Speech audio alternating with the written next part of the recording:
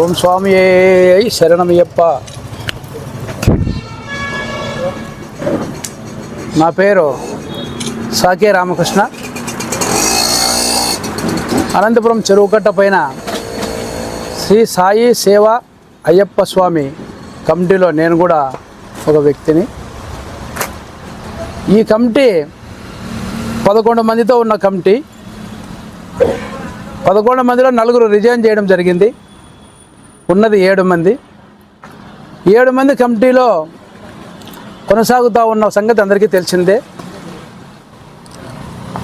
ఇంతకుముందు ఈ కమిటీ ప్రెసిడెంట్గా గౌతమ్ అని ఒక ఆయన ఉండే వ్యక్తి. ఆయన చనిపోయిన తర్వాత ఆయన కొడుకుని మణికంఠ గారిని ప్రెసిడెంట్గా చేయడం జరిగింది. అయితే మణికంఠ గారిని ప్రెసిడెంట్ చేసిన తర్వాత కొంతకాలానికి తమిళ్ సెంటర్ కేరళ వాళ్ళు మణికంఠ గారు ప్రార్థన చేస్తూ ఉన్నారు గుడి దగ్గర. దీప నైవేద్యాలు, పూజలు, పునస్కారాలని సక్రమంగా కేరళ పద్ధతిలో చేయలేదు అని గుడి దగ్గర ప్రార్థన జరుగుతూ ఉంది. కొన్ని ఐటమ్స్ అని కనపడడం లేదు.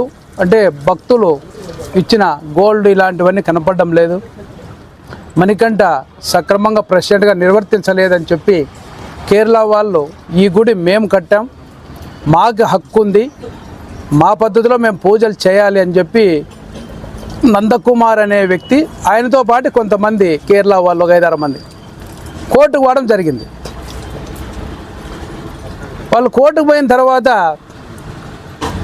అప్పుడు వాళ్ళ పైన కట్ట మీదకి రాకుండా, కేరళ వాళ్ళని కట్ట మీదకి రానియకుండా వాళ్ళని అడ్డుకోవడానికి, వాళ్ళకి ఇక్కడ ఏమీ లేదు, అంతా మా తండ్రి గారు మేము ఇక్కడంతా అభివృద్ధి చేశాం, డెవలప్మెంట్ చేశామని చెప్పి మాలాంటి వాళ్ళందరినీ, కొంతమంది కమిటీలో ఉన్న మోహన కావచ్చు, కేశవ కావచ్చు, ఇలాంటి వాళ్ళందరినీ వాడుకొని, నాగలింగారెడ్డి అనే వ్యక్తి జనరల్ సెక్రటరీ, వీళ్ళందరినీ వాడుకొని కేరళ వాళ్ళని ఇక్కడ రాకోకుండా మణికంఠ గారు ప్రెసిడెంట్ అనే వ్యక్తి చేయడం జరిగింది. ఆ తర్వాత కేరళ వాళ్ళని రాకుండా చేసినప్పటికీ కొంతకాలానికి నాగలింగారెడ్డి జనరల్ సెక్రటరీ అనే వ్యక్తి మణికంఠ గారిపైన ఆరోపణలు మొదలుపెట్టడం జరిగింది. కేరళ వాళ్ళు చెప్పింది నిజమే, మణికంఠ సక్రమంగా గుడిని నిర్వర్తించలేదు, పూజలు పునస్కారాలు అయితేనే మిగతాటివి అయితేనే అన్నీ చేయలేదని చెప్పి నాగలింగారెడ్డితో పాటు కొంతమంది కమిటీలో కూడా అందరం కూడా చేయడం జరిగింది.